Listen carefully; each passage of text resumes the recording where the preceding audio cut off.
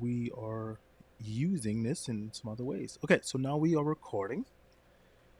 All right, so this is crazy. Three cameras, and some of the other people who don't use it or could have been here to, kind of get some more info on that. But all right, so where should we start? How are we adjusting with it and learning? Any input from that? Well, I guess I'm I'm happy to finding start. Capsho, it's very, very easy and intuitive.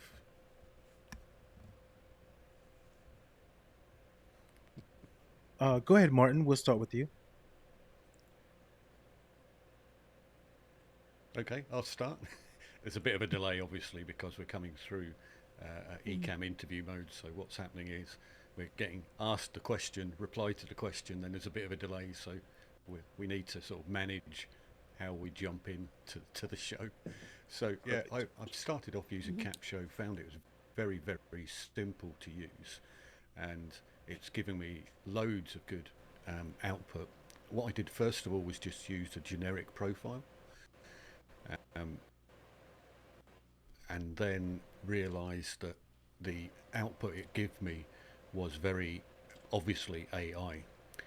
So what I did was then go in and drop in 10 pieces of content from things that I'd written, and then suddenly when it was producing, rather than very sort of, I don't know, glitzy, yay, let's grab this, you don't know what you've been missing, that type of thing, which is what AI wanted to do, but it's just not the way that I present things. I'm much more laid back and relaxed rather than jumping up and down and doing a sort of boxer size class. That type of presentation is not me. So the ability to put in a persona, I found that really, really interesting and different. So this is me giving a cue now. What did you find, Lion, with that persona element? Yeah, I appreciate that, and I think the cue thing helps out a lot for us to, time our conversation. So I am still in that finding how it fits within my persona, right? So I've only made one, and I think I would like to have an opportunity to have, and it might be there, I just don't know, but two personas, right? So now I can make one that Mm. might be a little bit more of a fun scale and then more of a professional within, that type of atmosphere. So I'm finding it very neat. I like using that word. I've used other ones in the past where I will get tons of information and then I still have to decide which ones to use. I love the option that when it gives me, for example, a description, it's not like two, three paragraphs. It gives me, a concise, here's four things you can use. And I find that interesting. I'm still a little confused on some other things, but I want to kind of hear what you guys are talking about as well. So, how about you, Mitzi? Well, I think it's been great. But first of all, I just wanted to say thanks for letting me come on. And I love the setup. I know that you do all the, you run Zoom productions for people and Ecamm productions, and I can see it looks fabulous. So, great to be here. I think much like you guys, I found it really helpful. What I liked particularly was the questions that it first of all came up with, which I can put on LinkedIn to encourage engagement. And, I mean, not a lot of people have been responding to the polls, but that doesn't matter. I think that will grow. And from there, being able to develop further the messaging that I'm putting out using the material. But um, certainly the voice good. I think it is the case you can have more than one persona, and I'll certainly be doing that. If anything, it's tended to amplify some of the worst aspects of my writing, which I need to be careful about. Some of it has been very flowery, but that is simply because of what I put in there. So I need to check that out. But I think for what it does, the speed with which it does it is fantastic, and the combination with Ecamm can be really powerful. Yeah, I'm finding that, and I would love to know if you're able to share because I think some other people who watch this on a replay may want to know. is there a simple way that you can describe how you got the poll? Because I've been trying to figure that out. Is that something that's done in Capsho, or do we make that on our social media platform? Yeah. Well, in LinkedIn, you have the option to create a poll. It's very simple. When you want to do a post, you'll see some options and there will be poll. And so the poll will come up and you will just put in the questions. That the question, and I don't know how many responses, but with the Capsho ones, it's generated 3 responses. So that's what I've gone with. The word count is a bit tight, which is an issue, and it may be better on other platforms, but it's very easy to do on LinkedIn. You just take what Capsho has provided and post that. And I mean, as it is, I tweak it, but it certainly gives me a starting point and something I can build on. Gotcha. What about you, Martin? Anything that you use, or have you been finding that could be Back in a adjusted? second. Well, one of the first things that I did today, actually, I produced a vertical video and I thought I'd drop that into LinkedIn. Now, I've never produced any vertical videos before. I know people will find it shocking, but I don't watch vertical videos. I've never knowingly watched a vertical video. I don't sit on my phone looking for vertical videos, and I am totally not convinced yet that they are something for LinkedIn. However, I've tried putting one out today, and I'll wait and see what the response is. It was a very, very simple one, and it was just basically vertical video for LinkedIn, yay or nay. That's what Capsho gave me, so that's what I ran with and put out a very simple vertical video. And I'll wait and see what the response is, because there's a difference between is that correct and is Capsho correct. So Capsho's given me a perfectly reasonable question to ask, but I'm not entirely convinced that LinkedIn is the place to be doing vertical video. But I'm welcome. I'd be delighted to be proved wrong. I really would. So we will wait and see. Gotcha, gotcha. Thanks for sharing that too, because I don't do vertical videos for LinkedIn. Uh, Only ones I do is maybe for my YouTube channel as a short, and that's specifically designed for YouTube, right? So, do you do vertical videos, or do you plan on using Capsho in that format, Mitzi, to leverage the vertical video portion, or you kind of just stick with the old format? I think it gives me options. I mean, that's the key thing. And I want to experiment a lot more. It's encouraged me to experiment. So I will be doing virtual videos. And as it's so easy to generate anyway, why not? It doesn't take much time at all. So, the more reach I can have, the better. And providing it's, not just going down another rabbit hole, but I think it could be good. And, one of the things I picked up straight away, and I think this is where Capsho have been very generous in terms of with their expertise, is that, for years I've been using LinkedIn, but I know a video up there will be there one day and, in a few days it's very old. Whereas with YouTube, I'm beginning to appreciate that it will always be there, and particularly with the tagging and the descriptions they're giving and the SEO that's already built into this, I think there might be much more longevity in terms of what happens on my YouTube channel. And it maybe I start, rather than uploading direct to LinkedIn, using, asking people to go to my YouTube channel. I know that's another step, but it might be better. Or I could do both, but it creates options, which is brilliant. Yeah, and Martin, correct me if I'm wrong here, because I know you are great with your graphics and working with Ecamm and that. Ecamm has the ability to do both at the same time, right? The vertical and doing a regular stream, or is it? I think I remember seeing that someplace. Certainly, there's been a lot of discussion about doing them at the same time, and I'm sure there's a workaround to do that. Natively, I don't think you can do it straight away because it only allows you to choose one video format stream in Ecamm.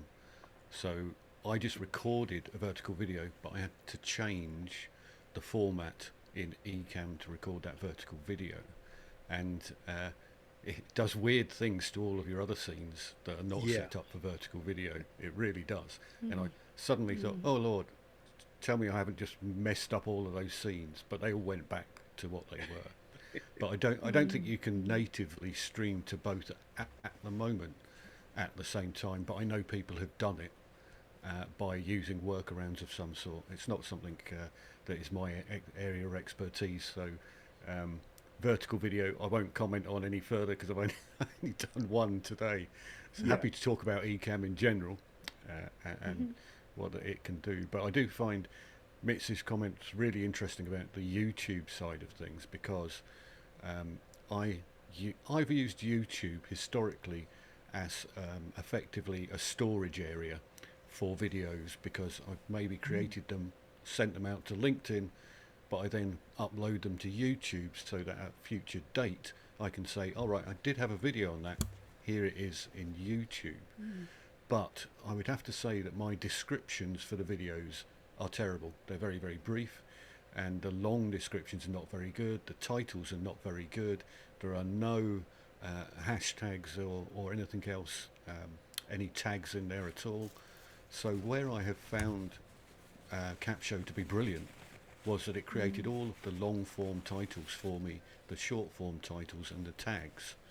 So what I've done with a couple of videos is I've gone back to my old videos and then just uploaded them into Capsho and then taken the content that Capsho produces and dropped it into those description boxes and added in the tags.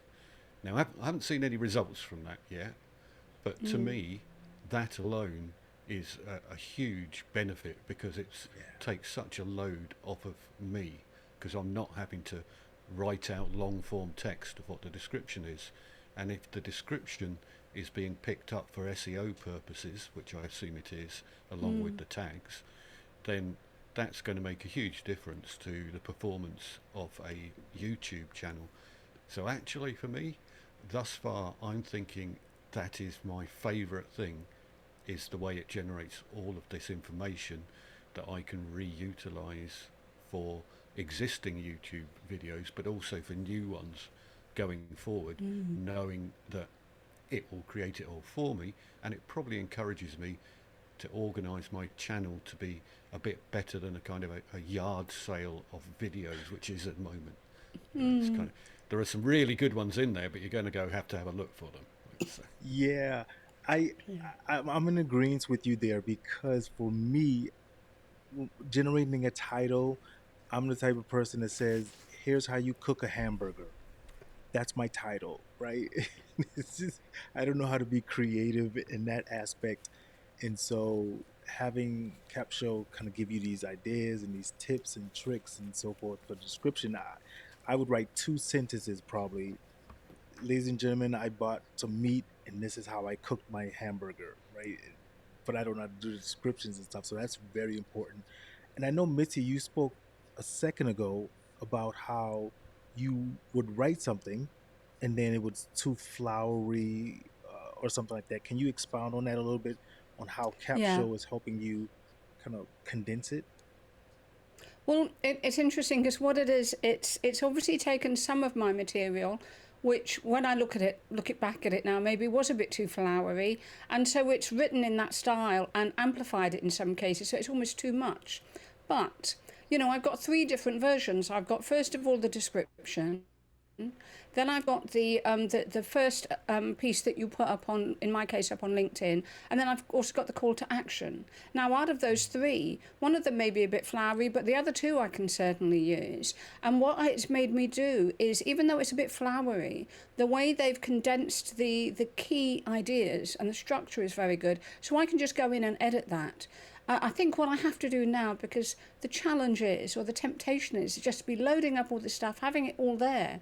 And actually what I need to do is have a plan. Which are the 5 key ones I want to work on? How am I going to roll those out in terms of the questions to generate interest, the next stage and the next stage? And the stumbling block will be, for me, doing the community ones where I have to go away and do some work when I'm now Mm. used to Capsho doing the work for me. So that will be interesting. I find that, like you said, very interesting because one, now we're gonna get so, I don't want to say get so used to using it, right? But now we stop thinking a little bit for ourselves. But is there anything that either one of us, if we're in a room with Capsho creators, they're doing something that we can share to them to say, hey, here's how I felt when I first started. I was a little bit more confused, but now it's easing out. Uh, More how-to videos, anything like that? Anyone wants to share? I think there is a risk. We can become so dependent on these things, but certainly for me, I know that my audience, it's the connection they have with me. So it's very much I think a lot of AI, and I don't know whether Capsho will go down this route, and now having it where you can effectively have an avatar or something, you just put in the script, and it looks quite convincing, this person that suddenly appears and speaks your script. And that could be really great for onboarding in a big company, or taking them through how to use a Microsoft product or whatever. But if you're really wanting to connect with people, I think what we really need to do is build on how we show up and how we connect through the camera alongside the written material that is really helpful, that might attract people's attention initially. But I think we really need to work on, how do I come over so that I'm approachable, engaging, so people can talk to me. One of the best examples I see of that is Doc Rock, and I think that's what he says. I mean, I know, Martin, you're in a slightly different business in terms of some of what you're trying to do, so I'd be interested to hear your take. Yes. That's a long-running thing between Doc's position and my position are quite different. So normally when I'm presenting, it's at business presentations, and Doc is all about personal engagement with the camera and things like that. What's more important to me is that I'm still on the screen, I can see my audience, but actually it's about them engaging with my presentation material. And the presentation material could be the response to a 200-page tender for £500,000 worth of software, and I could be on for 2 hours, 3 hours doing a presentation, right? The last thing you want is me, big screen, for 3 hours talking to you. That's and I can't explain a multinational, ultra complicated. Let's say today, Microsoft have just had a massive outage along with one of their partners across all the airports and loads of cash tills and stuff like that. That's the sort of thing that I'm dealing with in my presentations, right? You can't do that with one word on a PowerPoint deck or a keynote deck. You can't do it. So you need to have loads of screen space taken up with network infrastructure diagrams, and where was the security problem? Was it in the sandbox? And these things, it's just a different requirement. That's all it is, really. But for me, I'm actually going away from that world. I'm retiring from that world to do more streaming and graphics stuff and things like that. So it won't be a long-term issue, but I will still be dealing with business people when doing that as well. So yeah, there are different requirements. And from a Capsho perspective, I think what might be interesting, and you sort of kind of leaned towards this already by saying some of your stuff came out too flowery. It might be nice, a bit like you can do effectively with ChatGPT, is if when the text was all completed, you had the option to say, make it less flowery, make it more compelling, make it more humorous, to give it a context. And we've used context already in Capsho for some of the post, and then the post text, and then it says give me some context. I would kind of like that, give me some context for the material that comes back. So effectively allow us to say, rather than go in and change everything in the wording, just make it more compelling, make it more exciting, make it less flowery, don't use so many long words, whatever it happens to be. It would be nice to have that tweakability without physically going in and changing all of the text, because that would give you like version 1, version 2, which is better, and then you can create version 3, which is the final version, and then tick that tick box, and then Capsho, as I understand it, would learn. So I think it might just be a quicker way to get it to learn. So it's an intermediate step that you could say, hey, make it more something. Gotcha. Yeah, I see exactly what you're referencing with that. And when you, for me, in the Capsho side of it, when you were referencing your YouTube videos and changing the titles and changing the description, I was wondering, let's if there's a way maybe that it can integrate so you can push a button and then it would do it itself, right? Versus maybe if you've got 10 videos, now you've got to manually go in and change the description, change the title, copy and paste or whatever.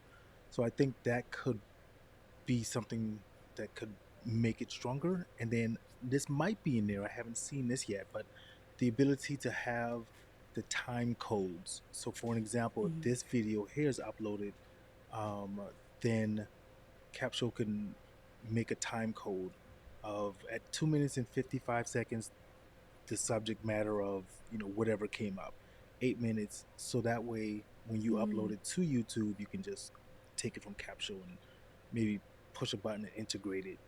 Those are the only two things that I see so far of maybe making some adjustments into the Capsho end of it. So, um, what else? What else does anyone maybe want to say to the listeners out there? I really wish that there was some newer people here as well, because I know we're seasoned e-cammers, but I would have loved to have a newer person to come and say, I just don't know what I'm doing, right? And then Well, hear their perspective. I'm sorry, go ahead, Mitzi. I've been using Ecamm for a while and I still get confused, but that is not Ecamm's fault. If anything, it has come so far that it's having to unlearn stuff that I knew before. But I think it really is just a matter of have a go, because it really is it's become so simple and straightforward to use. Now that it's got the Zoom integration, I think is very powerful for many people. Their clients use Zoom, so that's easier for them to understand, perhaps than interview mode. But I think it really can be. I mean, put it this way, I'm 64 years old. If I can get to grips with it at my age, and whatever, and so and I'm not a techie, but anything's possible. Got you. Yourself, Martin? Yeah, I mean, the Zoom integration definitely helps from a client perspective. So, for instance, we're okay today. We've come in via Ecamm's interview mode. We've both been on it before, so it's not a problem for us.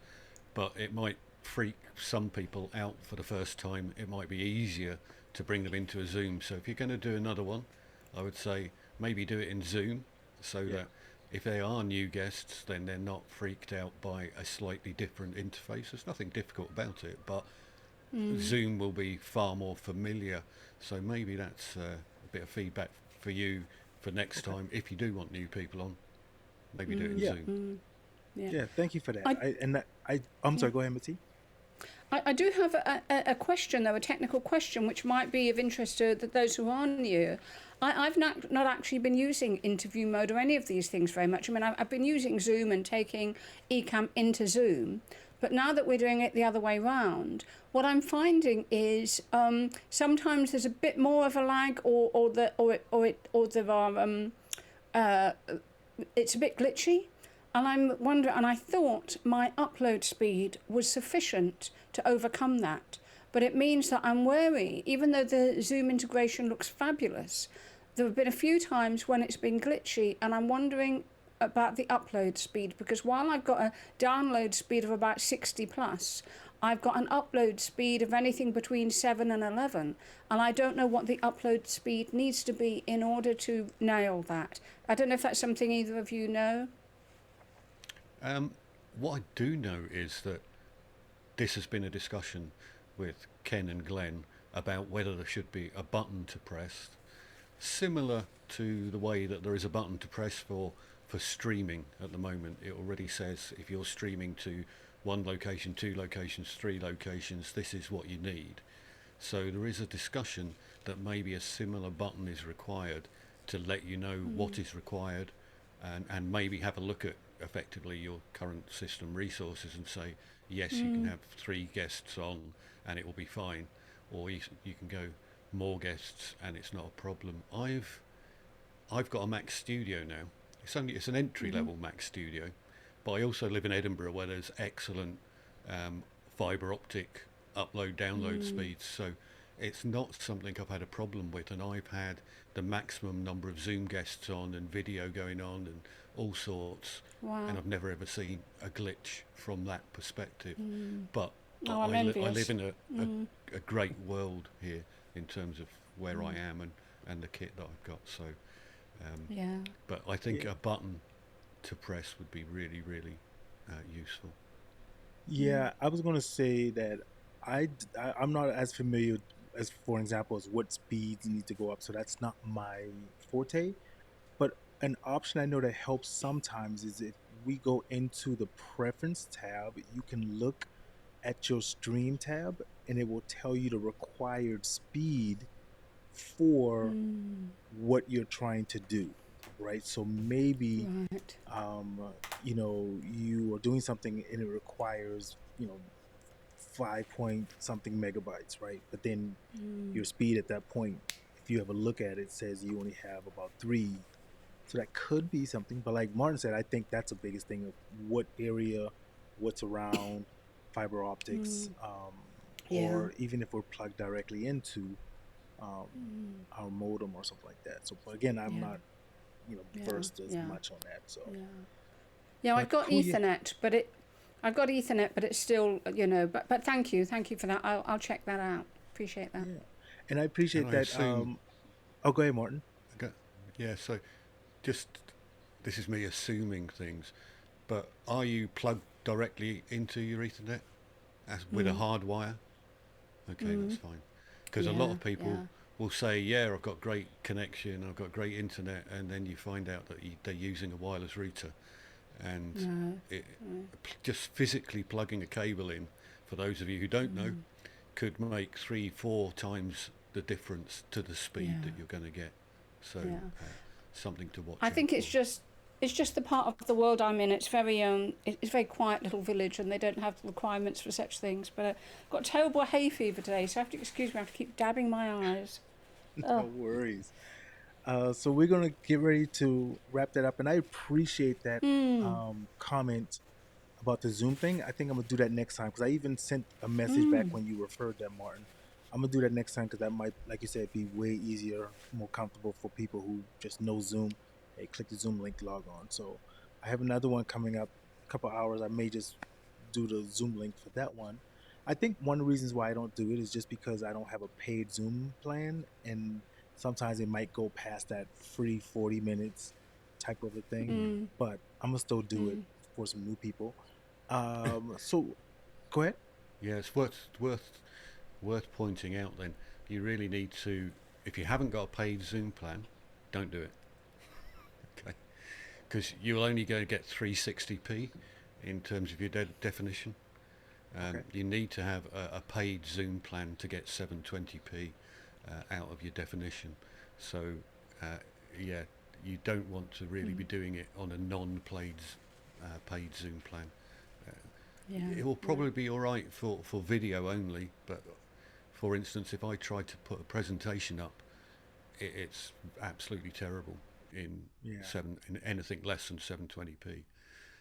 But you'll probably be okay for if it's just video, but don't try and do any graphics or anything in terms of detailed presentation slides or anything like that. Um, Yeah. so Look at that. We're yeah, learning just something new every day. I didn't know that. yeah. So Before we go ahead. finish, I just wanted to do a plug for you, Liam, because yesterday we had a chat and you told me a little bit about what you were doing and you gave me some tips and straight away they were really helpful. And, so I would suggest anybody out there who really wants someone who's very approachable and helpful and friendly and doesn't intimidate them in any way, you're the man to go to for, if they want to really get this show on the road and they're new to it all. Oh, thank you so much. I'm gonna have to go get my cape on now. I feel like a superhero after that. Appreciate that. Yeah. I, I wanted to ask, what is maybe one thing, both in Capsho and at Ecamm, that you probably use the most for anyone who's listening to this that might not be as noticeable for someone that you use in either both of them? What is one thing that you like the most or you use the most, rather? Yeah. Go, Mitzi. Well, I'm so used to Capsho. I'm so new to Capsho that at the moment everything is like being in a toy store. So everything is fabulous. But what amazed me is how quickly, you don't have to do very much for it to already generate a huge amount. And in Ecamm, I think it's, it's just simple things. For example, someone said to me that for when you're working with people in industry or business and they're really tired and they're stressed and whatever, having a really calm presence makes a difference. And they said, have a green background, make it look really, and actually I know I can now create something like that. People may think I've got a wonderful garden, but I don't.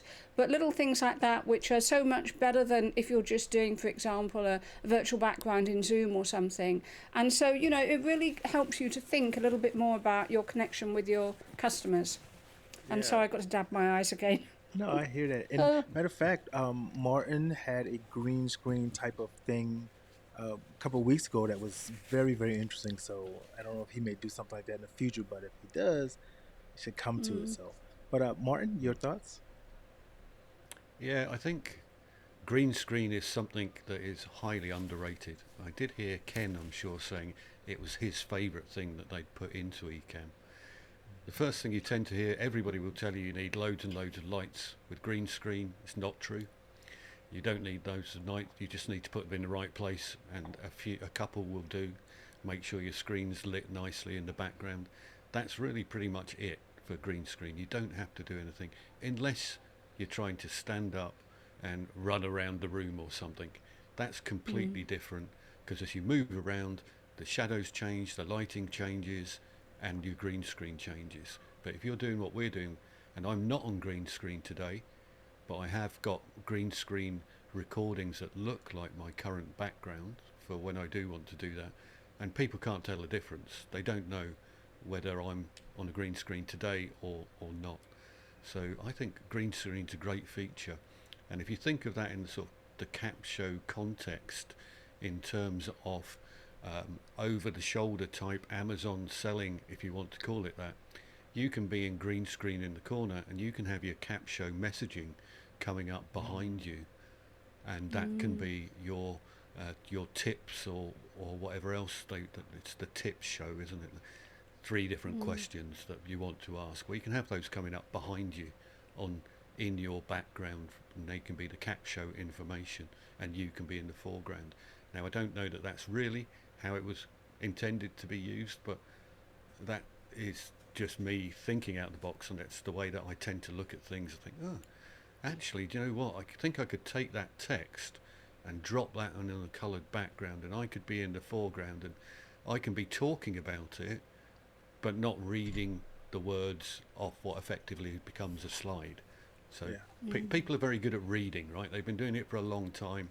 They don't need you to read out the words to them. But maybe that's an effective LinkedIn post for Mitzi, to be in the corner of the screen on green screen with the question behind her, but then to elaborate a little on the question, because people are capable of multitasking. They can read the words and listen to you and see you at the same time.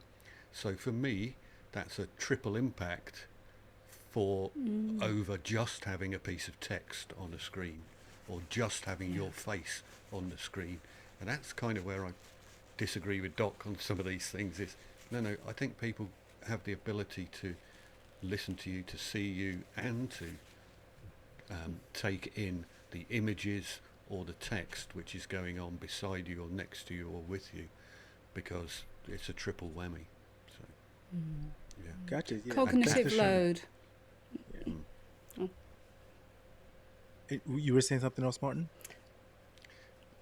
No, I think I'd kind of got to the end of my little mini rant, but I love the then produce the content that I can drop into the background, so I don't even have to think about that. And I did a little video just before I came on here, showing how I used AI to expand the backgrounds, and used the text from Capsho to drop into the background, and then took a picture in Ecamm that I could then use as a social media post. So it's a bit of a workaround and a hack, but you can take that same principle to repeat again and again, so that you get a uniform presence across your social media platforms, and you know, utilizing Capsho's words and Ecamm's camera capabilities, and I think there's a lot that you can actually do beyond what's even been thought of as the key functionality at the moment. So Yeah, thank you for sharing that. And I'm gonna give tip my hat to you as well, Martin. For anyone that's watching this, make sure you go check out his videos because that I call it the immersive feeling. That's what I use, and I got that from your videos of showing how to put, yourself in that green screen thing and have the words behind you that you were referencing a second ago. I do that often now because for me, if I feel good when I'm on camera and being in that kind of situation, it makes me feel powerful, right? I'm like, oh, wow, this is different. I'm engaged. It's not boring. So that is a little tip of the hat to you. So anyone who's listening, go check out Martin's video on that green screen. Check out all of them, but that one especially. So for me, Capsho, the one thing that I think for me the ease is the cleanliness of it, the straight lines. It looks simple. My brain is one of those that if I see a flyer that has 20 logos and everything else on it, I'm out of it. I'm distracted. I'm like, I don't know where to look. There's too much going on. So I love Capshows. Just, hey, these are the straight lines. This is what it is. It gives me ability to focus on my goal. And for Ecamm, two underrated things that I think no one uses often, but for me, it works great. One, and there, it's two, but it's one. So I know I asked you guys one, but it's a preview mode. I use preview mode often. So if I am in a meeting such as this and I'm needing to adjust another scene or overlay or something without the people seeing it, I use preview mode for that. And then a second is the marker feature. I used it several times in this conversation. Whereas if we're having a conversation, Ecamm gives you the ability to mark a certain part of that video. So you can go back and look at it later without having to scrub through the whole video, right? So now I get not a printout, but Ecamm sends a PDF kind of file that says at 23:04, Mitzi said something about this. At 18:26, Martin said something about this. So that's my two strongest features, or one and a half, whatever you want to call it, for Ecamm and for Capsho. Right? So any final words before we wrap up this town hall panel, village panel, and what is it called in Edinburgh, Martin? I know we have cities and towns. Mitzi said village. What do you guys have? well, I am in Edinburgh City, but I'm on the edge of Edinburgh City, in an area called Leith, which is one of those sort of places that used to be separate, but as the city got bigger, it just got swallowed up. But people still refer to villages within Edinburgh as well. So Okay. you will have Collington Village within Edinburgh because it was once a totally separate village. It just got swallowed up. So there's definitely a sort of Venn diagram of villages and principalities and smaller elements within the larger metropolitan Edinburgh area. Love that. But yeah, Hey, I think my final call for the day would be, uh, it's not bad for 5 days, is it? We've come a long way It's already. amazing. Uh, yes. so so there's a long way to go, and I think that we've got off to a flying start here. Yes, yes. Any last words for you, Mitzi? No, no, except that I'm going to look up that marker feature. I didn't even know about that, so I may text you about that. So that sounds brilliant. Just press the letter M on your keyboard. I think that's it, right? I don't think you have to enable anything. I think it's automatic, right, No, Martin?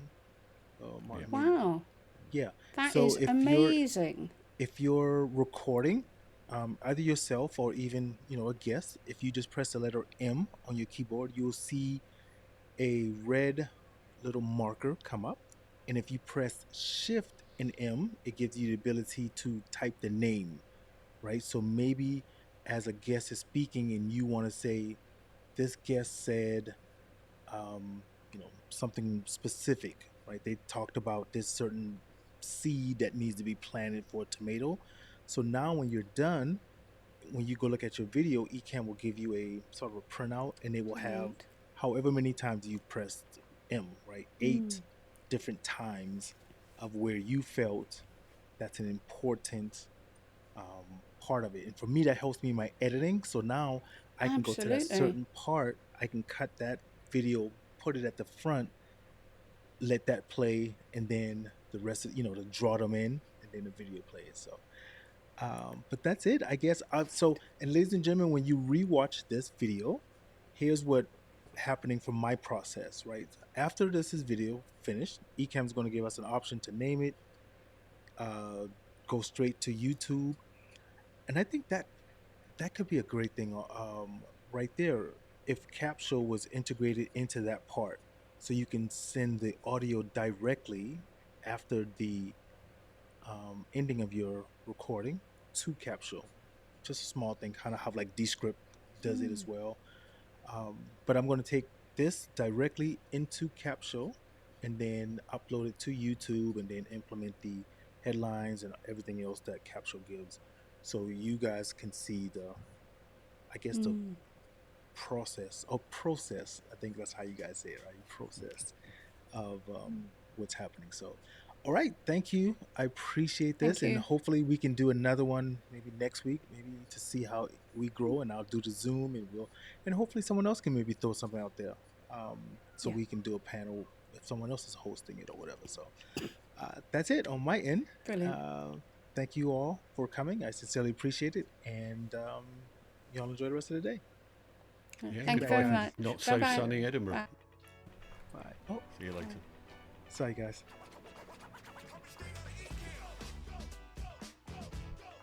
Yes, I hear it. You hear it.